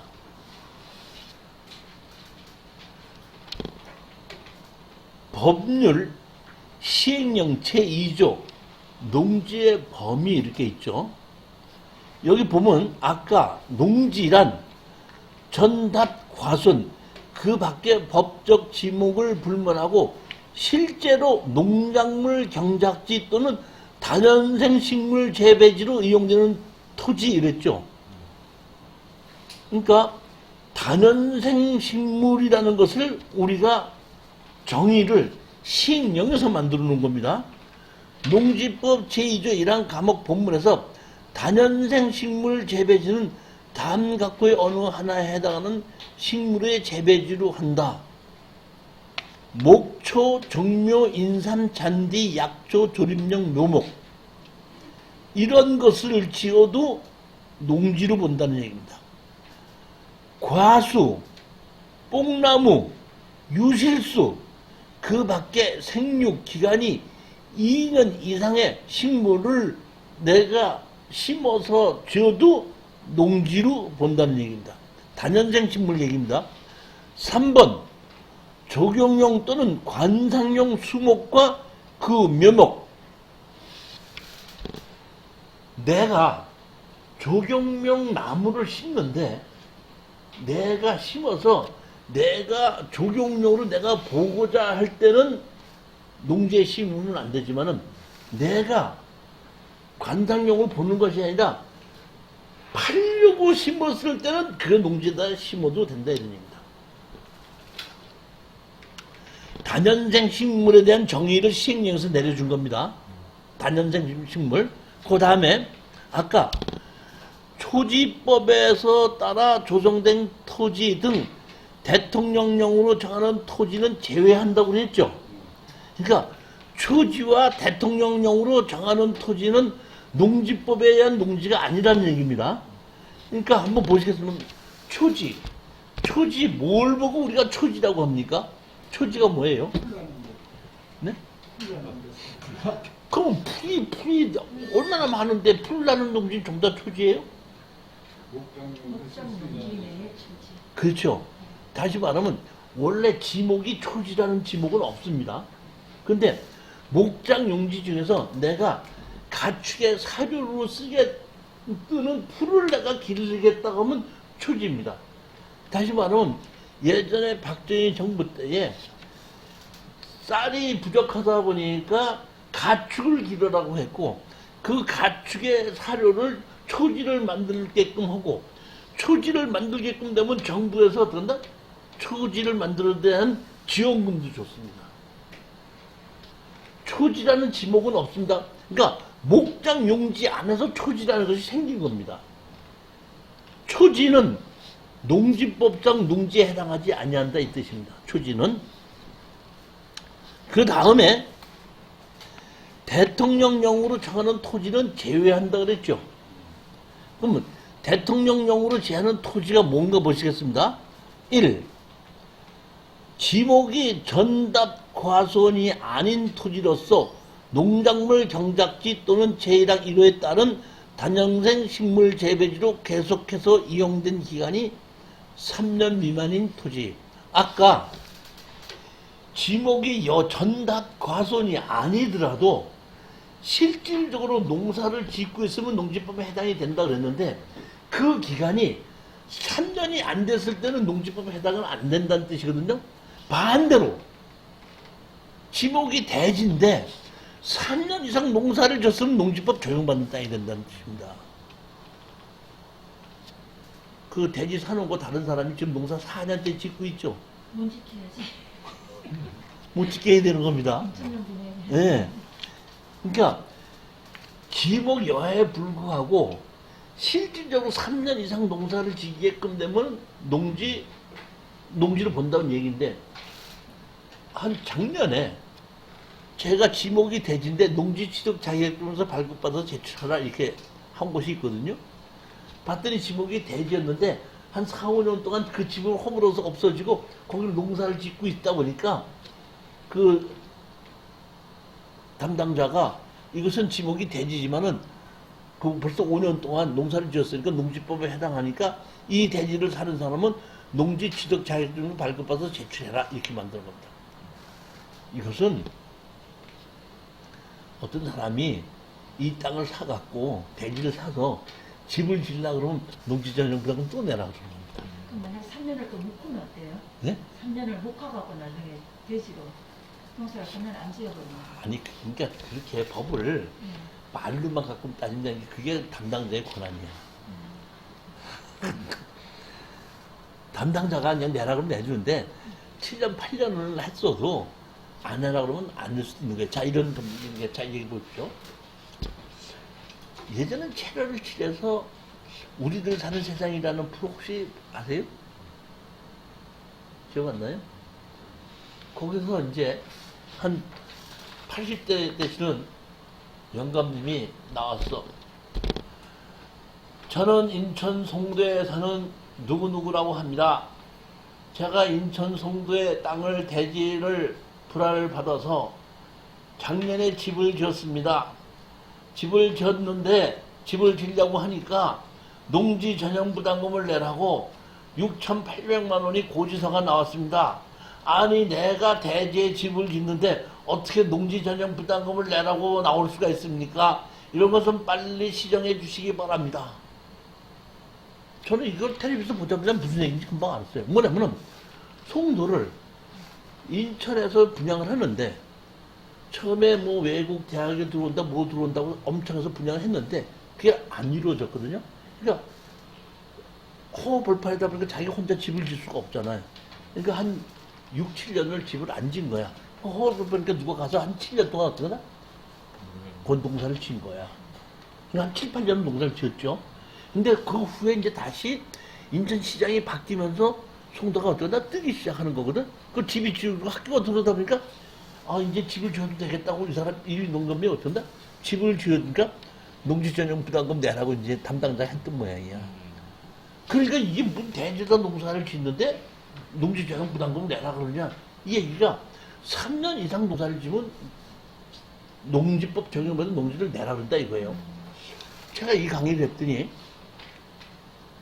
그 당시에 우리 수강생 중에서 이 주택공사에서 있으신 분들이 두 분이 토지개발 강의를 들어왔다가 나보고 이러더라고. 아유, 교수님, 이 인천에 있는 이 담당자가 좀 오버한 것 같아요.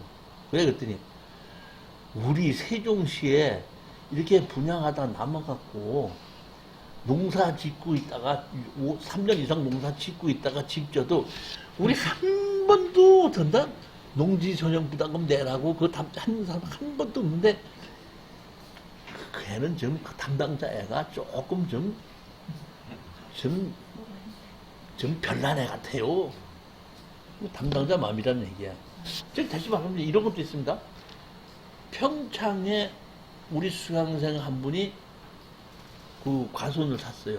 과수원이 하나 있는데 그 과수원 한쪽 끝에 대지가 한 180평인가 얼마가 있었어요. 근데 가서 보니까 그 집은 어떤다? 허물어지고 없고 그냥 어떤다? 그냥 밭으로 다 쓰고 있어. 근데 이분이 사갖고 평창 올림픽 한다고 할 때 그걸 쪼개서 개발해서 팔으려고 그랬더니 대지도 어떡한다? 그 담당자가 뭐야? 농지 전용 부담 그러니까 난 그거 아 교수님 아니 지금 대지인데 있는 새끼가 나보고 농지 전용 부담금 내려 이게 말이 되는 겁니까? 거기 가서 집이 없이 농사 지었다면 많이 되는 거나 내야 된다. 법이 그래요? 제일 내가 지금 뭐라고 하는 사람이 그런 법이 있었단 말입니까? 법이 그렇단 말입니까? 이렇게 나한테 물어보는 사람들 보면 참, 땅을 가지고 돈을 벌기는 조금 힘들구나 이렇게 생각을 하는 겁니다. 그러니까 다시 말하면 실질적으로 3년 이상 농사를 지으면은 농지법 대상이 되는데 농지 전용 부담금을 내느냐 안 내느냐는 3년 이상 농사를 지었느냐 안 지었느냐가 아니라 그 담당자가 어떻게 하느냐에 따라서 달라진다는 얘기야. 농사를 안 주고 그냥 놔뒀으면 상관이 아, 담당자가 동네 사람이 집 짓는다 그러면 그 내라 그러면 그 담당자가 동네 사람한테 맞아 죽지. 서울 사람이 와갖고 짓는데 내 이러는 거지. 참.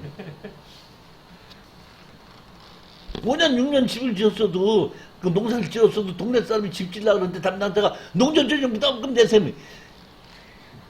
그 면사무소 그렇게 바깥에 나오는 법이 그렇다는 얘기지. 해줄 수도 있고 해주세요. 자, 그 다음에 2번을 보시겠습니다. 자, 이건 이런 얘기입니다. 아까 유실수가 있으면 뭘로 본다 그랬죠? 농지를 본다 그랬죠? 밤나무는 유실수야 아니야? 유시스. 유실수죠. 그러면 사장님이 가지고 계신 임야에 밤나무가 심어져 있으면 그 농지법 적용받아, 산지법 적용받아? 아이씨, 유실수 심어 있으면 약간 농지법 적용받는다고 갖고 나와 있잖아요. 몇 수 이상 밤나무는 아니다. 자, 이게 그겁니다. 대통령령은 측량수요 조사 및 지적에 관한 법률에 따른 지목이 임야인 토지로서 형질을 변경하지 아니하고 유실수를 심었을 때는 또는 단연생 식물을 잃었을 때는 그냥 농지로 보지 않고 임야로 보고 산림법을 적용한다. 지목이 무슨 토지? 임야인 토지로서 형질 변경을 하지 않고 유실수나 단연생 식물을 집어넣었어도 그거는 농지로 보지 않고 임야로 본다. 그러니까 아까 제외한다는 것이 대통령으로 제외한다는 것이 지목이 전답과손이 아닌 토지로서 농사를 진 것이 3년이 안 되는 토지는 농지법 적용을 받지 않는다. 유실수를 심어놨다고 하더라도 지목이 임야인 토지로서 형질변경 허가를 받지 않고 유실수를 심어놨을 때는 농지법을 적용받지 않는다 이겁니다. 정리가 되셨죠? 네.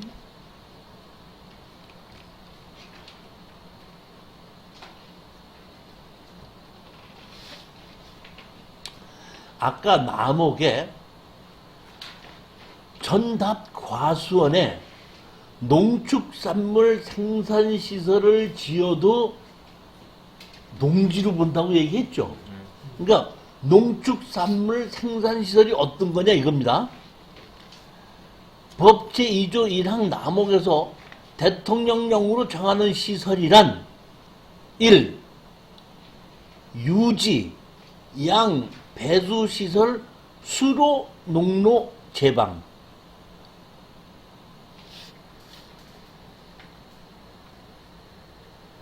자 보십시오.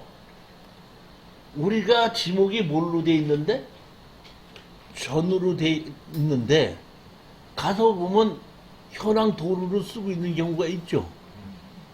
그럴 때 이렇게 농로로 쓰고 있을 때는 농지로 보기 때문에 농지 취득 자격증을 해주는데 아무 문제가 없는데 담당자는 원상 복구하는 조건으로 해준다고 하는 담당자가 있다 없다? 있을 수 있다.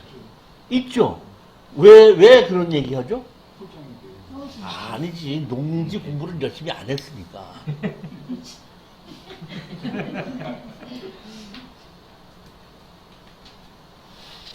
그럼 그 담당 공무원이 농지 공부 안 한 게 잘한 거야, 잘못한 거야? 뭘 또 잘못한 거야, 참. 아, 그분은 공무원 시험에 합격했는데 구청장이 농지과에 가라 그랬지 자기 농지과에 갈 줄 알았어, 몰랐어? 몰랐잖아. 그럼 농지과에 갈 줄 알았으면 농지 공부를 열심히 했더니 건축가로 가라 그래. 또 건축 공부 열심히 했더니 민원실에 가라 그래. 그러니까 자기가 담당자 바뀌잖아요. 그러니까 이렇게 정확하게 그 담당자가 모를 수도 있다 이런 얘기입니다.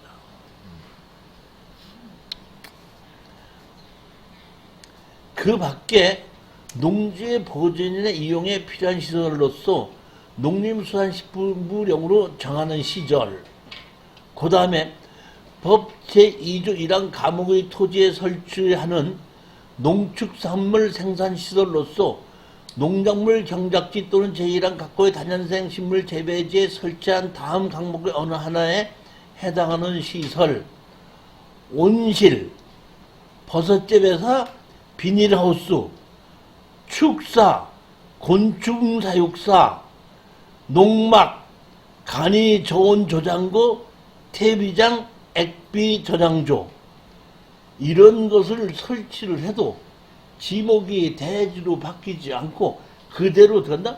농지로 본다는 얘기입니다. 그러면 제가 농지가 경매로 나와서 가봤더니 농축산물 생산시설이 있고 뭐 퇴비장이 있고 뭐 이런 것이 쓰는 것이 있을 때는 그 건물이 불법이라고 하더라도 농업 생산에 필요한 시설이기 때문에 농지적으로 해주는 데는 문제가 없다 이렇게 생각하시면 됩니다. 그런 것은 원상복구하라고 안 한다.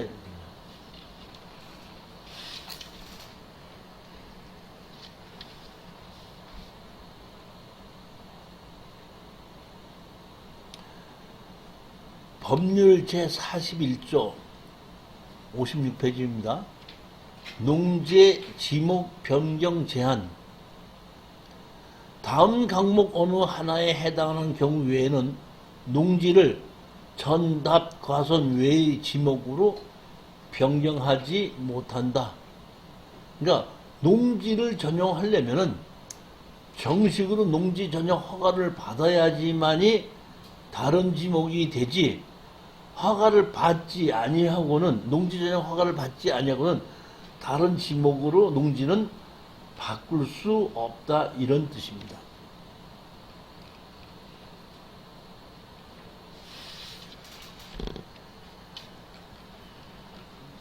이번에는 87페이지입니다. 87페이지. 제가 지금 여태까지 얘기했던 것은 농지법에 의한 농지법을 적용받는 토지를 얘기한 겁니다. 두 번째, 이번에는 뭐냐면 대한민국에서 농업인에게 아까 혜택을 준다 그랬죠? 누구에게 혜택 준다? 그러면 내가 국가에서 주는, 농지법에 의한 국가에서 주는 혜택을 받으려면 나를 뭘로 만들어야 돼? 농업인으로 만들어야 돼. 그렇지? 국가에서 주는 혜택을 받을 수 있거든요. 지금 파트 2는 나를 뭘로 만드는 방법이야?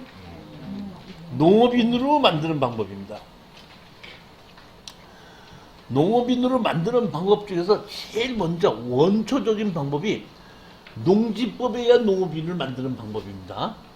제일 첫 번째, 1,000제곱미터 이상의 농지에 다년생 식물 또는 1년 중 90일 이상 농업에 종사하는 자, 300평 이상의 농지에 농사를 짓거나 1년 중 90일 이상 농업에 종사하는 자는 농지법에 의한 농업인이 될 수 있습니다.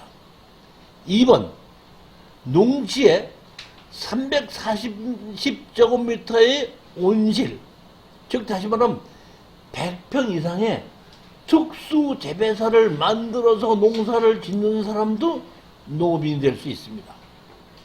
세 번째, 대가축 2두, 중가축 10두, 소가축 100두, 가금 1천수, 꿀번 10분, 이런 것을 농사를 짓는 사람도 농업인이 될 수 있습니다. 네 번째, 농업 경영을 통한 농산물의 연간 판매액이 120만 원 이상인 사람, 이런 사람 뭘로 된다? 농업인이 될 수 있다는 얘기입니다. 이것이 옛날부터 농지법에 의해서 농업인이 되는 방법이었었습니다. 그러니까 이것이 농업인이 되는 방법이었었는데 법이 많이 생기다 보니까 다른 법에 의해서도 농업인이 되는 방법이 있는데 그 방법은 밑에 보시게끔 되어 있습니다. 여기 보면 영농조합법인의 농산물 출하, 유통, 가공, 수출 활동에 1년 이상 고용된 사람,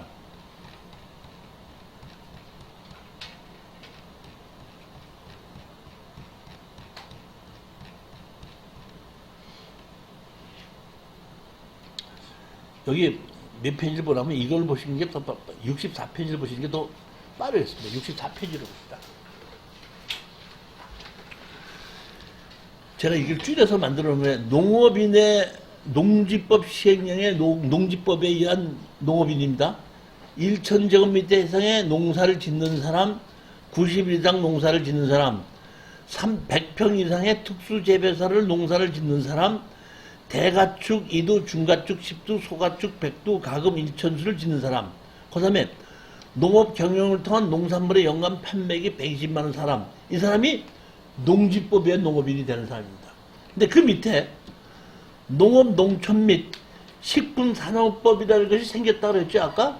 그러니까 농업, 농촌 및 식품산업법에 의해서 농업인이 되는 방법은 1,000제곱미터 이상의 농지를 경영하거나 경작하는 사람. 경영하거나 경작하는 사람이거든요. 이게 무슨 얘기예요? 경영하거나 경작하는 사람이라는 얘기는 자기가 빌려서 농사를 짓는 사람도 농업인이 될 수 있다는 얘기입니다. 다시 말하면 아까는 농업인은 300평을 내가 사갖고 농사를 짓는 건데 이 농촌상업시범은 빌려서 농사를 300평 이상 빌려서 농사를 져도 농업인이 된다는 뜻입니다. 그 다음에 농업 경영을 통한 농산물의 판매액이 120만 원인 사람 아까 똑같으죠? 1년 중 90일 이상 농업에 종사하는 사람 똑같습니다. 근데 다른 것이 4번, 5번이 다릅니다. 농업 경영업체 육성 지원에 관한 법률 16조에 따라 설립한 영농조합법인의 농산물 출하, 유통, 가공, 수출 활동에 1년 이상 계속 고용된 사람. 아까 농업법인을 만들 수 있다고 했죠.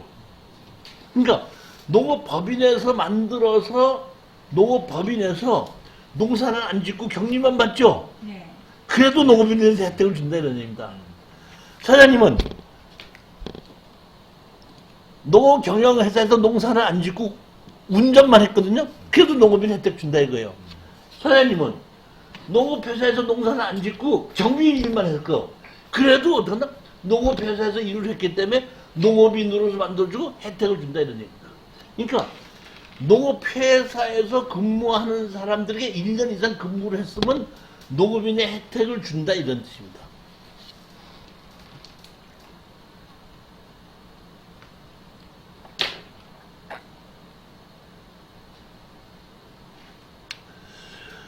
그 다음에 농업협동조합법 시행령 4조 농업협동조합원의 자격. 다시 말하면 농협의 지역의 농협조합원으로 가입이 되면은 농업인이 되는 겁니다. 그러니까 농협협동조합원이 될 수 있는 자격을 얘기하는 겁니다. 1,000제곱미터의 농지를 경영하거나 경작하는 자. 그 다음에 1년 중 90일 이상 농업에 종사하는 자. 잠종 0.5선자, 누에를 기르는 사람. 그 다음에 별표에 따른 가축을 사육하는 자. 농지에 330 이상을 설치하고 원예작물을 재배하는 자. 특수재배사는 100평 이상이죠. 200평 이상의 농지에 채소, 과수, 화훼, 꽃을 짓는 사람이 화훼를 한다 그러죠. 200평 이상에다 화훼를 하는 사람도 어떤다? 농업인의 조합원으로 등록을 받아준다 이럽니다. 그러니까 조합원이 돼도 농업인이 되는 겁니다. 조합원이 되는 순간. 여기 보면 아까 가축을 기르는데 대가축, 중가축, 소가축, 기타 가금에서 이렇게 꿀벌이 이렇게 있죠. 요런 정도를 길러도 조합원의 자격이 있다는 얘기입니다.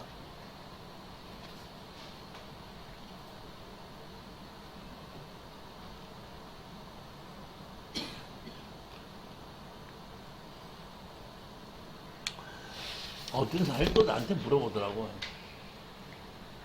교수님, 저는 낚시를 좋아하는데 낚시를 하려고 하면은 낚시점에 가서 지렁이를 사가지고 가거든요. 그럼 지렁이를 파는 걸 보면은 지렁이를 기르는 사람이 있는 것 같은데 지렁이를 기르는 사람도 농업인이 됩니까? 이렇게 물어보더라고. 참 희한한 걸 물어보는 사람이 많아요.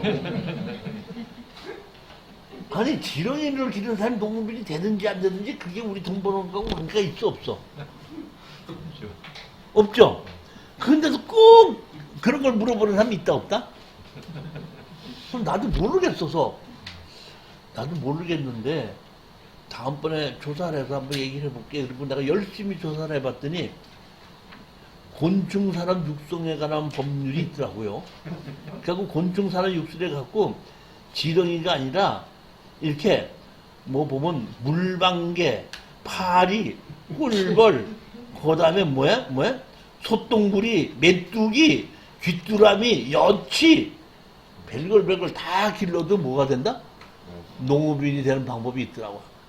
여기서 내가 또 이렇게 농업인이 되는 방법이 있다고 얘기했더니 또 어떤 사람이 나한테다가 교수님 저는 농지가 없고 임야만 좀 있는데 임야를 가진 사람은 또 농업인이 될 수 없습니까? 또 이걸 물어봐요. 그게 있을 것 같은데 하고 찾아봤더니 그것도 있더라고요. 보면은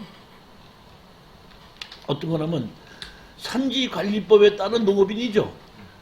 대추나무, 호두나무는 1000제곱미터 300평 이상의 대추나무, 호두나무 심어놨으면 다 농업인이 됩니다.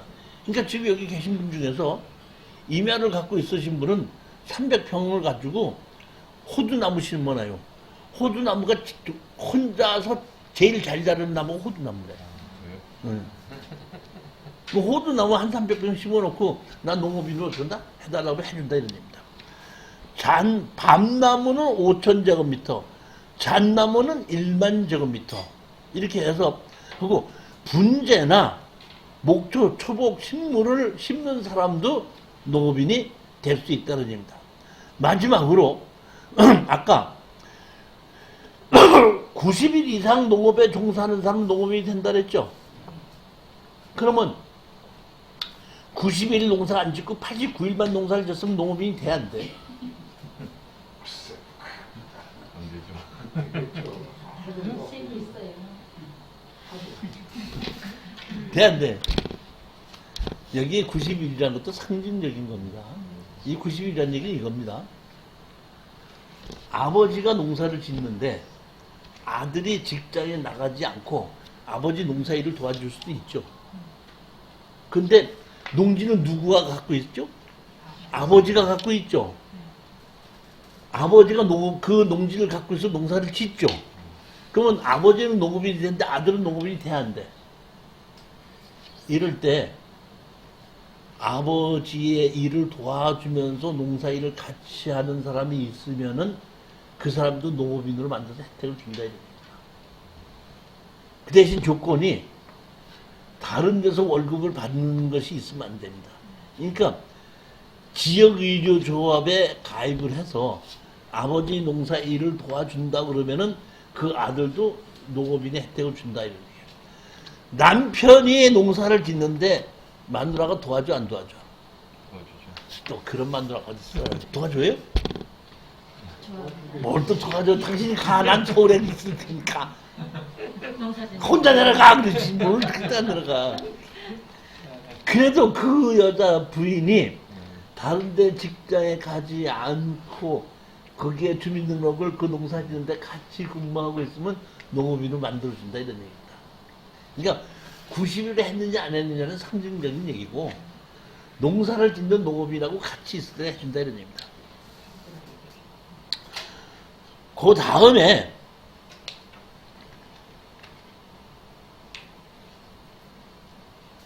그 다음에 보면 동네에서 여자분이 매일같이 농사 일하러 가서 일당을 받는 여자들이 있죠. 여기 고추 따주고 저기가 풀 매주고 봉지 씌워주고 이런 사람이 농사를 지어야 안 져요. 농사를 짓는 사람이죠. 이런 사람들도 그 농사를 짓는 사람하고 내가 이 사람하고 어떡한다? 농사를 짓는 거를 계약을 했다고 계약서만 쓰면 농업인으로 해주는데 아니 이게 문제인 겁니다. 아니 1년 중 90일 이상을 농사를 짓는다고 계약해주는 사람이 또 있다 없다. 여기 가서 닷새 저기 가서 일주일 이렇게 하는 거 아니에요. 이럴 때는 이장이 저 사람이 이렇게 농사를 짓는 사람이다 하고 인정해주면 농업인으로 만들어서 농업인의 혜택을 준다 이런 겁니다. 일단은 제가 얘기한 이 안에만 들어가서 있으면은 농업인이 되고 농업인이 됐을 때는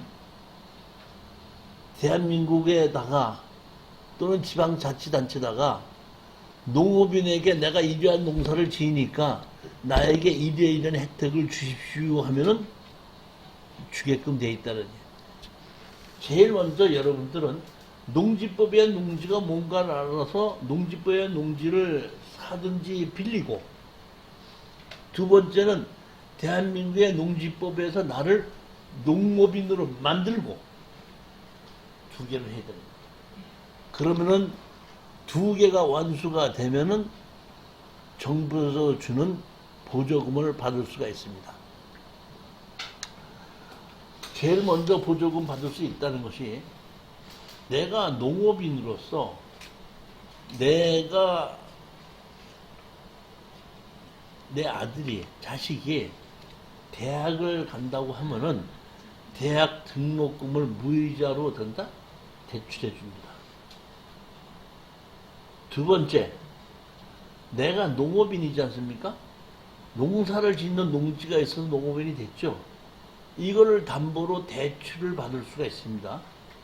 그러면 대출을 받으면 이자를 내야 돼, 안 내야 돼요? 네. 내야 되는데 농업인으로서 등록해서 대출을 받았을 때는 이자를 매달 내, 1년에 한 번 내. 농업인이 되면 1년에 한 번으로 몰아서 내는 겁니다. 매달 내지 않습니다. 1톤 화물 트럭 보셨어요? 1톤 화물 트럭이 앞바퀴가 크고 뒷바퀴는 좀 작죠. 그 뒷바퀴는 4개죠. 근데 자세히 보다 보면 앞바퀴하고 뒷바퀴가 똑같은 봉구가 있죠. 1톤 트럭이 있어요. 그것은 농업인에게 면세로 주는 자동차입니다. 농업인용 자동차입니다. 제가 그냥 농업인을 만들었을 때 간단하게 제가 설명드린 거고, 여러분이 실질적으로 농사를 지면서 농기계가 있으면 면세율도 나옵니다. 뭐도 나온다고? 면세율도 나옵니다. 제가 무늬만 농업인이었을 때 얘기고, 실질적으로 농사를 짓는 사람들은 퇴비를 산다든지, 그 다음에 그 외에 무슨 농업을 짓기 위한 공동으로 산다든지, 내가 농산물을 만드는 걸 팔려고 했을 때 공동으로 팔려고 한다든지, 광고를 하려고 한다든지, 내가 농사를 짓는 그 사과, 포도 이런 것을 저장을 하기 위한 냉장 창고를 지으려고 한다든지, 이럴 때 국가와 지방자치단체에서 많은 도움을 줍니다. 혜택을. 그러니까 실질적으로 농사를 짓는 사람들은 혜택을 많이 받습니다. 오늘은 여기까지 강의를 하고 다음 주에 다시 뵙도록 하겠습니다. 자, 안녕들 들어.